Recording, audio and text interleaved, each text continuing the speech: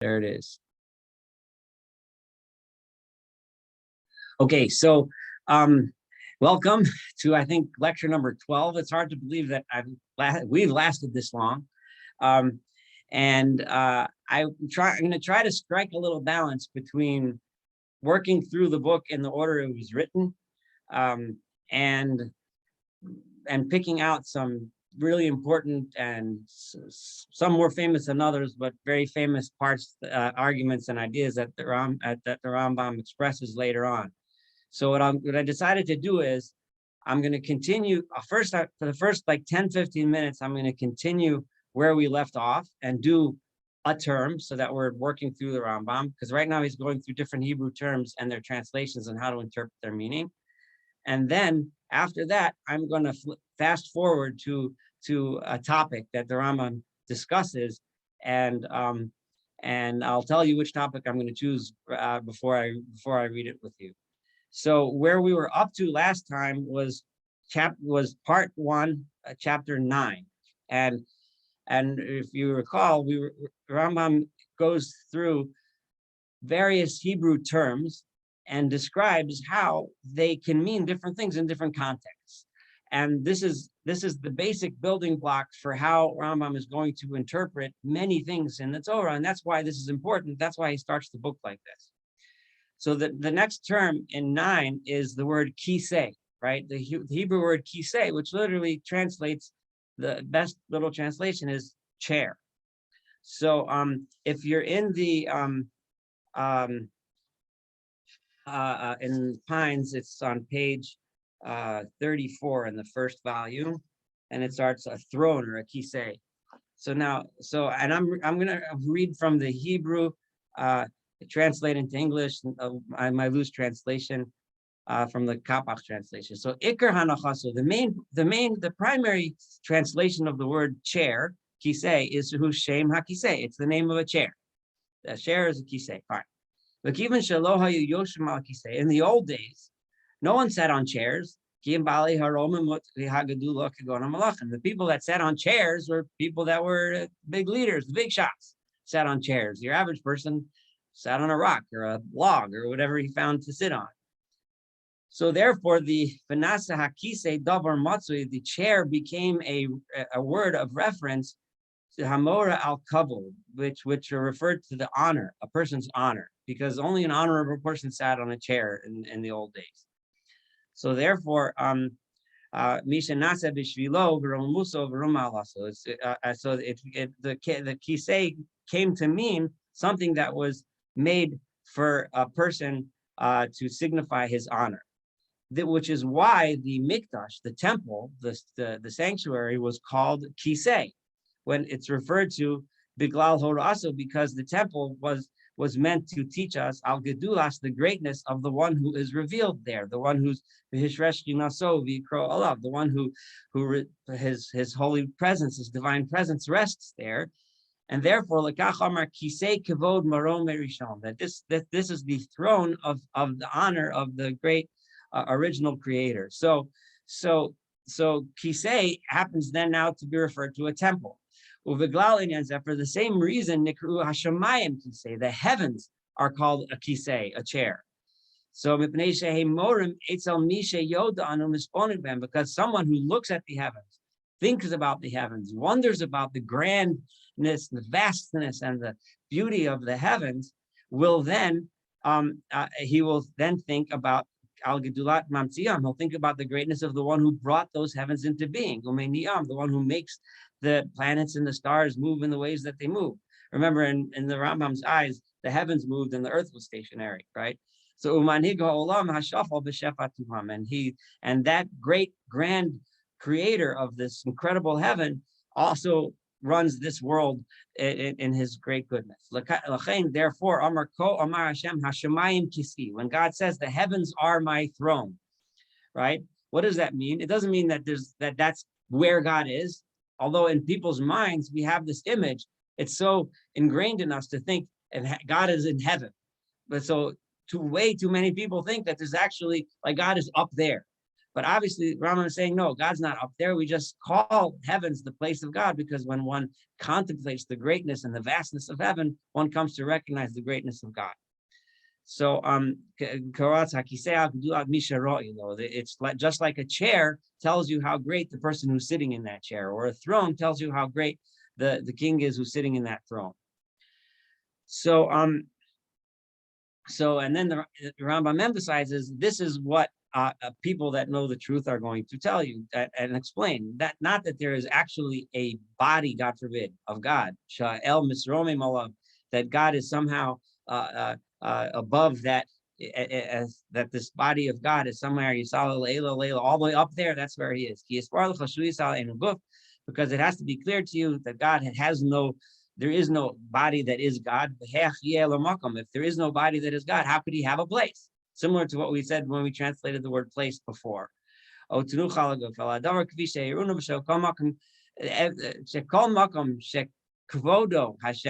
place where God's honor is revealed, and his shine and his light is seen, that is special. Any place that you look at and experience the special presence of God, that's considered nikra kisseh, that's considered a chair. However, someone who it says kiyad al case yad, that if there's a hand on God's chair, that's also a description of God's greatness. And don't ever think, right, that there's a place where God is and then there's a place where God isn't. That would definitely be kfira b'li safek if someone thinks that.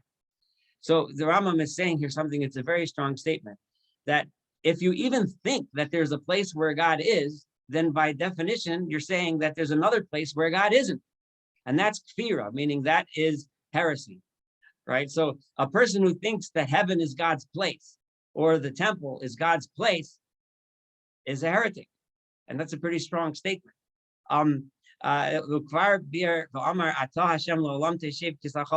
why it says, you, God, live la'olam, forever. And not only does it mean forever, it means everywhere. Your seat goes from generation to generation. Mashma, meaning that it's something built in nifrad mimenu. It's something that is not separate. There's nothing that's separate from God, because God just is. So whenever it uses the term kisseh, seat, chair, and any similar phrase to that, it's referring to his greatness and his grandeur. Okay, so that's the Rambam explaining the term kisseh, and you could see how this is very consistent with the way he translated the other terms. So this is where I'm gonna stop, and I'm gonna skip forward to somewhere. But before I do that, do I have any questions or comments? I don't want to say anything about the issue of chair. You can go ahead. I wanted to ask about the idea of God's in one place, it can't be in some other place. How does this square with the Kabbalistic concept of tzimtzum, of God contracting to make room for the world? Well, first of all, it doesn't square with tzimtzum, and many thinkers have written that Rambam would have considered that concept to be kfira, partly for the very reason, kfira meaning heresy, for the non-Hebrew speakers here, that because of exactly what he just said, Rambam would definitely not have agreed with that. But that's a good point. The concept of tzimtzum being a Jewish Kabbalistic concept, that the creation of the world was an act of God contracting into himself and leaving space out there where little sparks of God remained, and that space out there allowed for the world to be created, for a physical world to exist. Well, that's the explanation for why there is free will. I'm assuming that at some point we're going to get to a discussion of Rambam's discussion of whether there is or isn't free will. Yeah, and how it exists. We will get to a discussion of that. And Rambam refers to that in many different places in many different ways. But we're about to start something fun. And I'm going to give you a little introduction. And I'm going to go to part 3, book 3, the Chelek Shlishi, Perek Lamed Beis, that's chapter 32. And this is where Rambam discusses an idea that is it's familiar to many people because this is one of the great Jewish philosophers who debated Rambam was the Ramban, Maimonides, and there's a lot of despite Maimonides, right? He who lived about maybe half a century after Rambam, I guess, or maybe a little bit less than a century. But Ramban, while he vigorously debated Rambam on a lot of topics, including the one we're about to study together, he held the Rambam in utmost respect. So he called him the great rabbi. He held him in utmost respect, as opposed to others who disagreed with the Rambam and Maimonides and burned his books and so on and so forth. But the subject we're about to study is the reason why, is one of the most controversial things the Rambam said, and you'll understand why as we say it, and why many of the traditionalists really didn't like it. And Ramban was famous for this, and it's a debate. So since people are a little familiar with it, I decided to study it. And it's going to be regarding the question of the reason why God established karbanot, sacrifices, and a temple. Why did God make a temple? And why did he tell us to bring sacrifices? And why did he appoint priests specifically to bring the sacrifices and so on? And but within this, and while that in and of itself is a huge topic and very broad and very important, but it's actually it can be and is a segue into tremendous amount of issues and problems that we deal with when we study through the Torah and try to understand mitzvot of all different kinds. And because it has such tremendous implications, that's why it became so controversial. But at the beginning of it, before he goes into the discussion, he brings a comparison, which really gets me going. And because as a doctor, I happen to personally have a bit of an interest in medical history, and one of the great physicians of all time was a Greek physician / philosopher named Galen of Pergamon, and who lived in the 2nd century Greece, when Greece was part of the Roman Empire. And he was I have a book here with a little biography of him that I want to read a chapter about Galen, because Maimonides wrote numerous works, and we still have them today on medicine. As a doctor, he wrote medical treatises, about several volumes, a lot of writings. And Maimonides' medical writings, are based on the medicine of Galen. In Hebrew, Galen is known as Galenos. So Maimonides, when he quotes and calls him Galenos, we know him in English as Galen of Pergamon. But anyway, the thing about Galen is that he mixed theology and philosophy with his medicine. So he was the first person to introduce the idea that we should experiment in order to learn about medicine, and that doing experiments can teach us what's actually going on. And he's the first person who decided to do dissections. So he dissected monkeys to determine the anatomy and to determine the function of different parts of the body. And since the Rambam is is going to start this chapter with a nice quote from Galen, I want to tell you a little bit about Galen, because Galen, he basically was the father of the scientific method, pretty much, and came up with the idea of making an experiment, a medical experiment. But then he would get to a point where there was a problem that he couldn't figure out, and the way he would solve the problem was with his theology and his philosophy.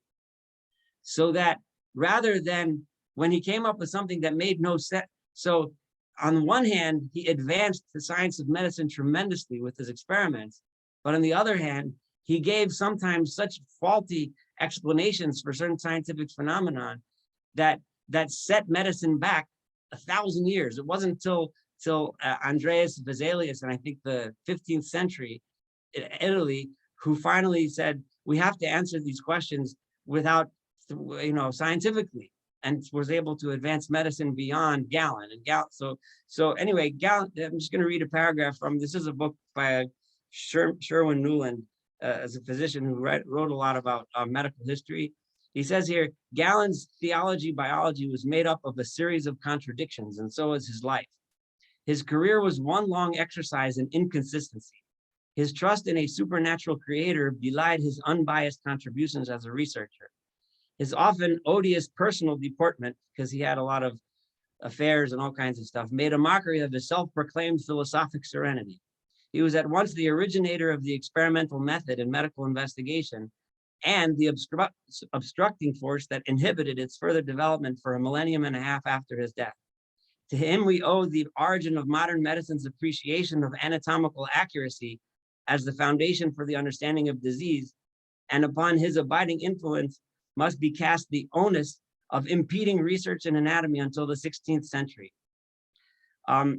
He was the ancient world's most eloquent proponent of direct observation and planned experiment, and yet he allowed philosophical and theological conjecture to influence his interpretation of what he saw. He was medicine's best influence, and he was its worst. Now, I want you to pay attention now to this first paragraph of chapter 32 in Maimonides, because you're going to see Maimonides doing the same thing that Galen did. Okay, and he's going to quote Galen, and he's going to give a theological explanation for what he saw medically, which is fine. Actually, in this context, it works well because it brings out the point that Maimonides is trying to make. So Maimonides isn't setting science back with this statement, but you can see how Galen's influence and his philosophical explanations for what he found anatomically kind of set science in a stalemate for well over 1,000 years.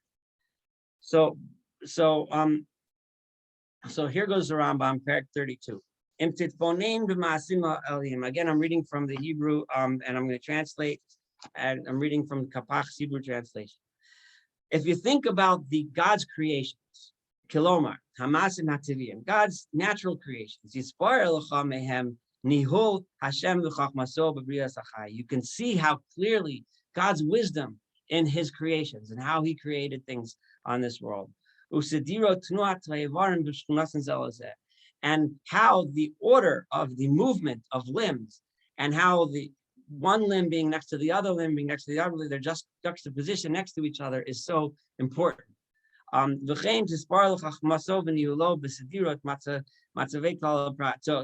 and then you would also become clear the incredible wisdom and how God guides the world, one situation after another.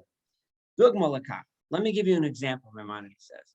And then Maimonides is taking almost a direct quote out of Galen's, one of Galen's works in Latin, De Usu Partium Humani Corporis, one of Galen's books on human anatomy, which, by the way, he got mostly from dissecting monkeys.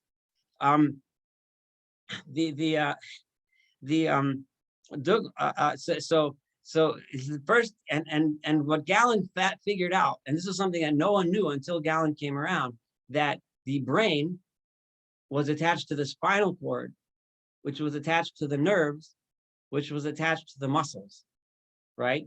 So for the first time, Galen recognized that the neurological system is what makes us move. Now, to us today, that sounds incredible, but Galen figured that out through his anatomical analysis. And one of his experiments was severing the spinal cord of a monkey and seeing that made it paralyzed from waist down. So he realized that there's some communication from up here that gets blocked when you sever the spinal cord. That was one of his experiments. So, but the thing that they didn't understand was that they thought that the brain was making movements that were transmitted down. The idea that so that was like a continuum from the brain all the way through to the muscles to the bones. So listen to how the Rambam understands this. In the way things, the limbs are next to each other. Starting hamoach with the brain, the beginning where the movements start in the front of the brain is rach. It's very soft, right? And then as it goes through the rear of the brain and you're getting close to the spinal cord, it's getting a little harder. And this is true. When you get from this to the cerebellum, it's a little bit more firm, the tissue. Ubena Pul and Yosamach. And then when you get, to the what they call the cerebellum, the pulin, which is the which are like kind of like hard bean shaped, are even more hard. And then as it goes down the spinal cord, it gets more and more firm. However, I'm going to go to the I'm going to go back to the pines. This is on chapter 32. This is page in volume 2. This is page 525. The spinal marrow is even more solid and becomes more and more solid as you go down the spine. Then the nerves which exit the spine, these are the organs of sensation and of motion. Accordingly, the nerves required only for the apprehension by the senses or for motion. So they understood that the nerves also do sensation. These were also based on Galen's experiments in the 2nd century. By cutting nerves, that we lose sensation. That presents with a little difficulty, the motions of the eyelids or the jaws that proceed from the brain, whereas the motions required for moving the limbs, because they didn't see the muscles in these things that are close to the brain. So those movements were just straight from the brain. They didn't realize that there was little nerves that go from the brain to the eyes too. But however, it is impossible for a nerve, because it's still too soft, even the nerves that are coming out of the spine, to make something move. So therefore, the matter was wily or intelligently and graciously arranged that the nerves go into little fibers. Eventually, those fibers become flesh and they become muscle, which is more firm than the nerves and stronger than the nerves, because they didn't realize that the nerves communicate with the muscles, right, and tell the muscles to move. They saw it as a continuum where the nerves eventually become muscle, right? Thereupon the nerve, having overpassed the extremity of the muscle, having become more solid, and then it becomes, the muscle becomes ligaments and becomes a tendon, and then the tendon goes to the bone. So it's getting harder and harder and harder all the way till you get to bone. And now the nerve is capable of making that limb, the bone, move. So it starts something really, really soft up here, gets firmer and firmer and stronger and stronger and stronger as you get closer until it's actually able to move. I mentioned only this one example to you because it is the most obvious of the wonders explained in the treatise, and here he quotes Galen's book on the utilities of the parts of the body, right? All of which wonders are clear, manifest, and well known to those who consider them with a penetrating mind. So here's where he jumps from anatomy to physiology, right? To philosophy and theology, right? Taking that all of that and saying, this is how the world works, right? Similarly, the deity, when God made an arrangement in his world with the a smart and wonderful arrangement with regard to all individuals of all living things that suck. Well, here he goes another analogy, that nurse. For when they're born, such individuals, the baby is very soft and can't eat dry food. So he has to start off with something soft. So the breasts are very soft and they produce milk, which is very soft, and they take the food, and then eventually the bodies get stronger and stronger. So then this next chapter. So the idea being as follows. You lay down this idea from looking at anatomy and for looking at a baby nursing. You have to start off soft and you can get harder and harder and harder until you get where you really want to get, which is the movement. Okay. All that being said, now let's jump to theology and philosophy. Many things in our law, and meaning the Torah, right, are due to something similar to this very governance on the part of him who governs. May he be glorified and exalted. Right? When God gave us the Torah, he did it in a similar fashion. For a sudden transition from one opposite to another is impossible. If the human being can't all of a sudden be A and then all of a sudden be thrown all the way to Z, it's impossible. It doesn't work. Therefore, man, according to his nature, is not capable of abandoning suddenly all to which he was accustomed. If a person is accustomed to living in a certain culture and a certain background with certain mores and certain ethics and certain ways of practice and certain ways of relating to things, you can't all of a sudden expect him to change everything completely 360. As therefore God sent Moses, our master, to make us a kingdom of priests and a holy nation. God had a goal to make us a holy nation, but in the meantime, we weren't. We were a bunch of pagans like everybody else. So how's he going to make the people of Israel into a nation of kingdom of priests and a holy nation? Through the knowledge of him, it's going to come through the knowledge of God. May he be exalted. Accordingly to what he has explained, saying, unto thee it was shown that thou mightest that thou mightest know, and so on. Know this day and lay it to heart, and so on. In other words, God was teaching us all of these things and telling us, right, what our ultimate goal is going to be. And so that we should devote ourselves to his worship, according to what he said, and to serve him with all your heart. Right? And you shall serve the Lord your God, right? And him you shall serve. So he's taking a nation of pagans, and he's making us eventually into a kingdom of where the ultimate goal is worshiping God, which is a long, far cry away from the pagan lifestyle.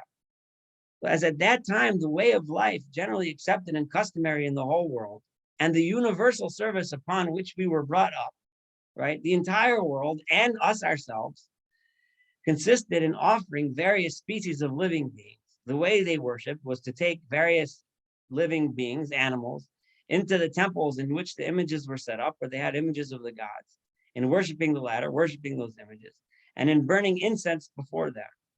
And the pious ones, the ones who were special in front of those gods, and the ascetics, the spiritual ones, being at that time, as we explained, the people who were devoted to the service of the temples, who were consecrated to the stars. That's what they did. That's how people worship God. That was how we were raised. That's what we did. So therefore, in his wisdom may he be exalted, and his gracious ruse, right, which is manifest in regard to all his creatures, did not require that he give us a law prescribing the rejection, abandonment, and abolition of all these kinds of worship. God didn't come to us and say, don't bring sacrifices at all. Don't worship God in that same way at all. Don't have certain people that are designated as the holy ones that teach and so on, right? For one could not then conceive the acceptance of such a law. People would not have been able to accept the Torah had God done that right away. Considering the nature of man, which always likes that to which it is accustomed. That's not how human beings are. That's not how nature is. Just like in his analogy, the brain is to start off soft and eventually become firm after going through a lot of stages. Human beings have to go through stages to get from A to Z. They can't just jump straight there. At that time, this would have been similar to the appearance of a prophet in these times, who calling upon people to worship God would say, God has given you a law forbidding you to pray to him, to fast. This is hinting, the Rambam is saying that I'm not big on petitionary prayer, okay? So we know Rambam was not big on the idea of praying to God for things. So Rambam is dropping hints here.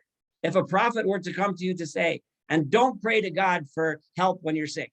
Don't pray to God for help when you can't find a job. What the Rambam believed prayer is, he's going to drop us a lot of hints, but here's one of those places. Or to fast, which we even have references in the Talmud that fasting it might be a way to help bring people to the mood and emotion that they need in order to properly appreciate God, or to call upon him for help in misfortune. Your worship should consist solely in meditation without any works. Don't do anything, just be holy, or just meditate and come to intellectual heights and levels of understandings of God. Therefore, so because God couldn't say Z, because we were still at A, so he may be exalted, suffered the above mentioned kinds of worship to remain. He said, you know what? You can still do that kind of low-level prayer. You can still do that even lower level with sacrifices. But he transferred them from created or imaginary and unreal things to his own name. He said, you know what? Just don't do it to all those idols. Remember that there's one God and it's me, and I'm the one you to pray to. Commanding us to practice them with regard to him. Thus he commanded us to build a temple for him, then make me a sanctuary, to have an altar for him, make an altar of earth to make unto me, to have the sacrifice offered to him, when any man of you bringeth an offering unto the Lord, to bow down and worship before him, to burn incense before him. And he forbade the performance of any of these actions with the view to someone else. He that sacrifices unto the gods shall be utterly destroyed, and so on. And because of their employment, and he singled out priests for the service, so that they may minister unto me in the priest's office. Because in Rambam's real world, there's no distinction between one person and another. This is another hit the Rambam is dropping here now. In Rambam's scheme, it doesn't matter who you are, what family you were born into, whether you're Jewish or not, right? In Rambam's world, everyone has the same access, right? But God had to say, I'm going to make priests, and because they're employed in the temple, I'll fix them dues so they can be supported on them. Through this divine ruse, it was basically a divine trick, right? It came about the memory of that the memory of idolatry would efface. We see it worked, because through this path, God got idols out of our system, right? Eventually it worked. Paganism basically was relegated to ancient history. And the grandest and true foundation of belief, namely the existence and oneness of the deity, the fact that there is only one God, was firmly established, while at the same time, the souls had no feeling of repugnance and were not repelled because of the abolition of the modes of worship to which they had been accustomed, and that which no other mode of worship was known at that time. So you can understand why this can land as a bomb on someone who takes before the Rambam knows that this statement is going to be a major bomb, and that a lot of people are not going to like it. And he's about to deal with his anticipated attacks. He's going to deal with that in the next paragraph. But before I go on, I want to pull some comments, see what you guys want to say about this so far. Well, it makes the Jewish people somewhat lesser stature. I mean, I've heard it's can't you trust us, God? Just give us the truth, and we'll go along. You don't have to fool us.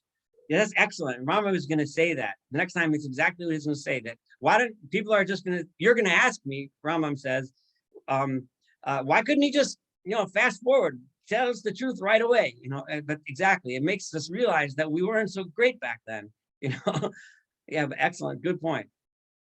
Anyone else want to say something else so far? I just have a question, which is, if he sees this as a progression from, pagan forms of worship that transition over time, what are his thoughts on the future? That is he one that holds that there will not be sacrifices again in a rebuilt temple? What does that do for his Musaf prayers? Yeah, so that's actually Ramban's, Nachmanides' major objection to this, because if you carry this to its logical conclusion, then there won't be sacrifices in the future. Now, and the biggest issue is, on the one hand, you could say that Rambam felt that there won't be sacrifices in the future, and bring it to its logical conclusion. The problem with that is that contradicts an entire. I mean, I have 14 volumes of Maimonides' Yad HaChazaka on my shelf here that attest repeatedly over and over again that there's going to be a temple with sacrifices when the Mashiach comes, right? So I mean, yeah, you could say the Rambam contradicted himself, but the bottom line is that so, and we'll see later the Rambam did not really necessarily take this to its logical conclusion. So that's that therein lies the biggest danger here, right? The danger to orthodoxy, right? Because if you draw this to its conclusion, then you're saying that there won't be sacrifices, and that the Torah was given. Well, I don't want to say this. I want to let someone else make a point. But I think, did that answer your question? I mean, the bottom line is he doesn't say it outright. And what he meant, did he mean for us to take it to its logical conclusion? I'm not going to answer that question. I'll let you answer that. And as we learn through the more Nevuchim, more and more and more, you'll decide on your own, But any other comments? Well, it goes much further than just sacrifices. It could be anything where we shake our heads today learning anything in Gemara, which is like patently archaic and only context bound in their times.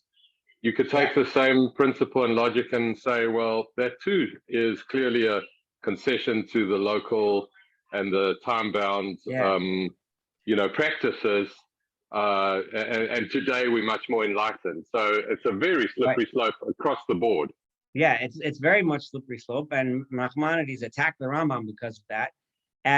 But there's other places where we like the slippery slope. I'm going to give you a good example. I heard this very beautifully and eloquently from Jonathan Sachs, and I'll give another example from my son who's listening to this, who's on this podcast, on this cast right now. Rabbi Sachs used this often when he talked about the Torah's strictures on slavery, right? Because nowadays slavery is repugnant to all of us. But some people try to justify slavery and say, oh, look, the Torah says it's okay to have slaves, right? So Rabbi Sachs used to explain, and not just him, a lot of people wrote these ideas, but he very eloquently brought it out and said, the Torah was in a world where slavery was acceptable and parcel of society. It couldn't just be knocked out right away. So the Torah restricted it. It says, you know what, if you have a slave, don't hit him, treat him right, make sure he has food to eat. When you send him free, give him a packet.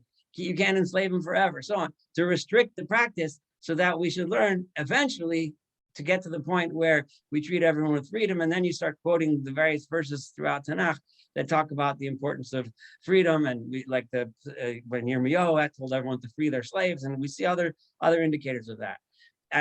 My son, who is vegan, he said he and I had this discussion. I could apply the same argument to the kosher laws, right? Maybe God really wants us not to eat animals at all, right? But he told us, don't, if you kill them in a certain way, slaughter them. Don't eat all animals. Only eat certain animals that are known to be prey, that prey animals that, and don't mix meat and milk, and don't, like all these strictures that are only necessary to limit, don't eat the blood, respect the animal, don't eat Aver min achai, so that we can eventually get to the point. It's a good argument for that. So you can apply it in lots of places. Some of it are slippery slope things that okay, so now all the Torah laws are out the window. So some of it could be very problematic, but some of them are really nice, so that you get a lot of advantages, a lot of ways to understand the Torah, and you get a lot of problems too. Does that make sense? Yeah, well, it seems like the sages of the time get the Das Torah, as we might say, to make those kinds of adjudications, in that, just like he was considered somewhat heretical in his time, compared to hundreds of years before him, so too today we would have people who could reasonably look at a light switch or the space shuttle and say, okay, this is what the contemporary equivalent is, and here's the decision, and I'm paskening on that basis. So I guess in each era they're going to be those sort of I don't know what word to use, chachamim, who are able to make that kind of bold decision. You could argue we don't have people like that today, but that I think would probably be the formula to try and keep everything current and contemporary. But well, both Rabbi Sachs and Yitz Greenberg make precisely the argument about vegetarianism that you've articulated. Yeah, and there's good reason to believe that Rav Kook, the first Rav Kook, Rav Yitzchak Cohen Kook, the first chief rabbi of Israel,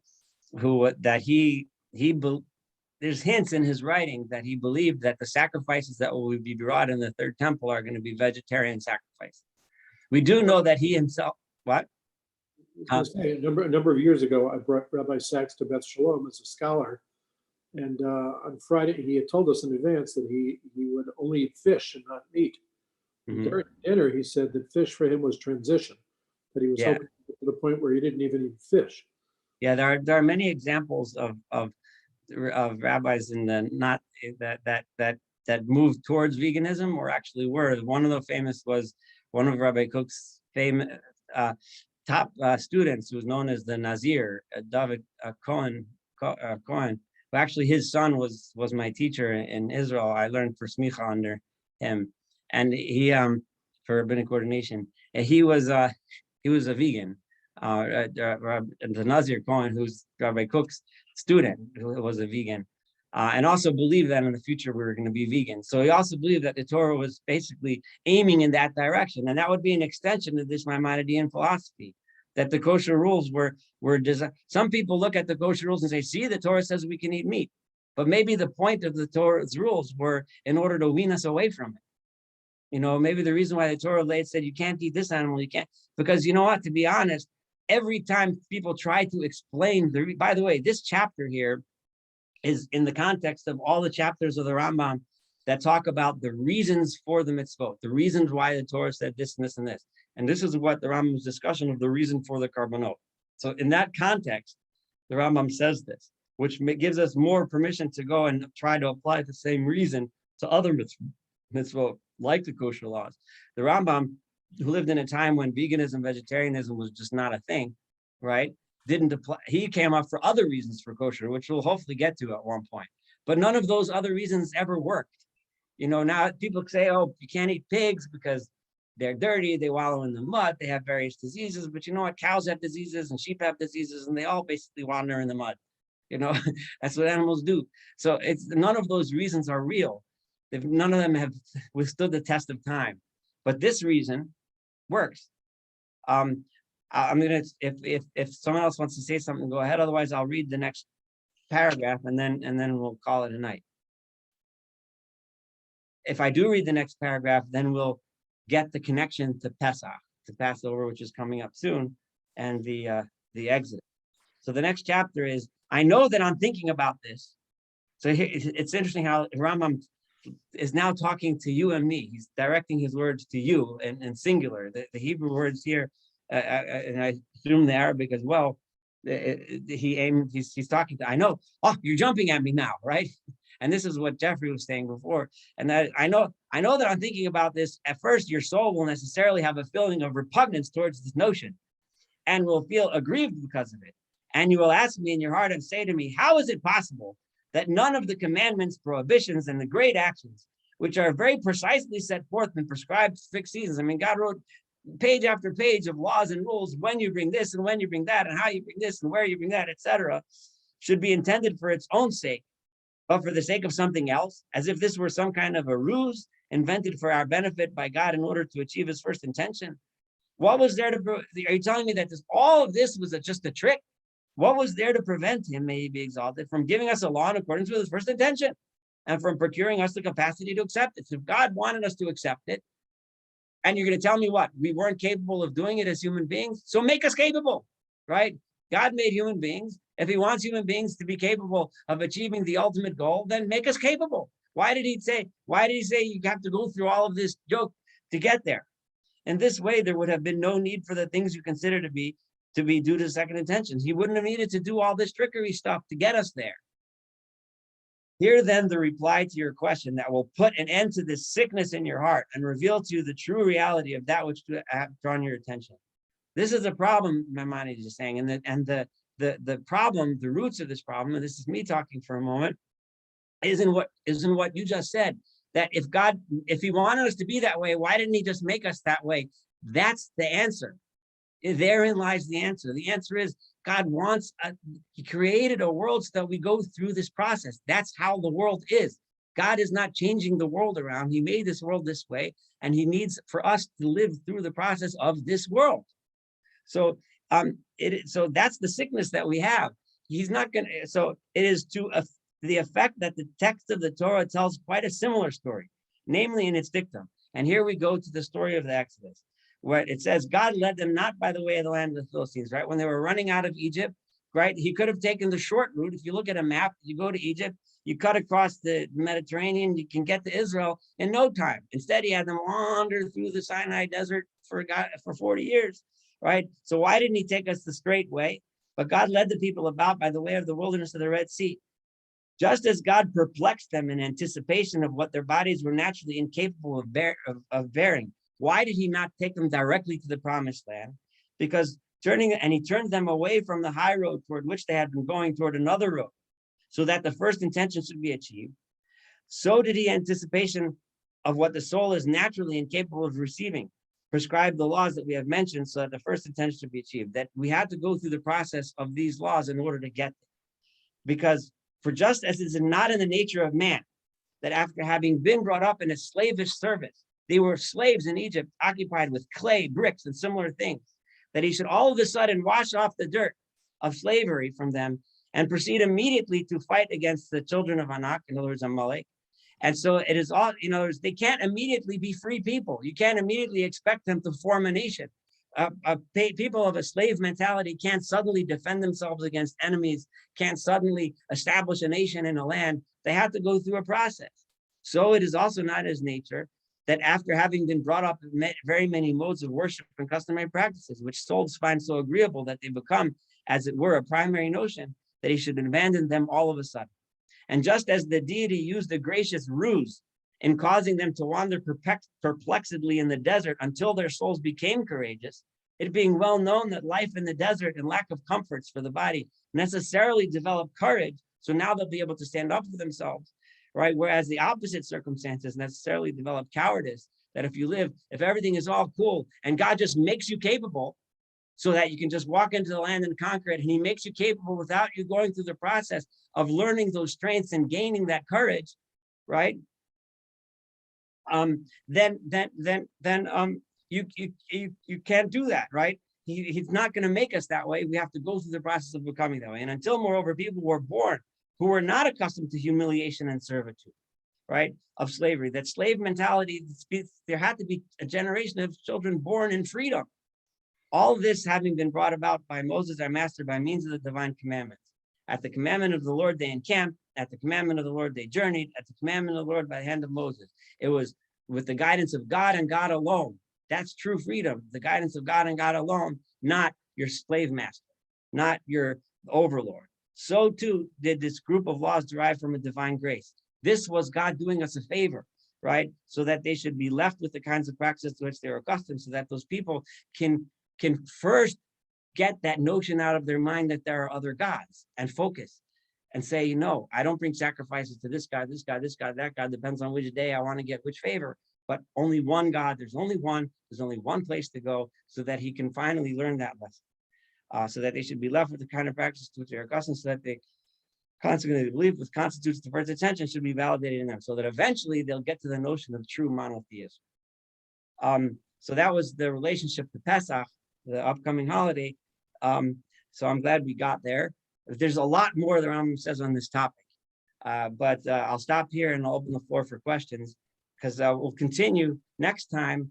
I'll start again. The first 10-15 minutes, I'll do a term. So we keep moving through the book, and then I'll continue this, because this will probably take us at least one more session, maybe two, because he goes into this in more, in a lot more detail. All right, now I'm opening the floor. Where does he get this idea from? He doesn't say. This was a ruse. I mean, is there does he pull it out of the Talmud? Where does he come up with this idea? I don't know. There might be scholars that can tell you where, but I can tell you for sure that the influence that this has had on Jewish philosophy, religious philosophy, understanding the Bible and the Torah in Judaism and in every religion and every religious thinker that followed after the Rambam, this idea became extremely important, to say the least. Whether important because people hated it or loved it, it became a predominant idea in interpreting the Torah. And where he got it from, I mean, there must be scholars that could figure out, but it certainly was him that was the first major philosopher to make this, to set it out in such a clearly defined way and put it out there.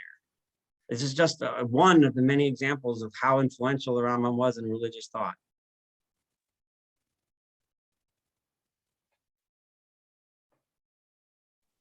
Anyone else?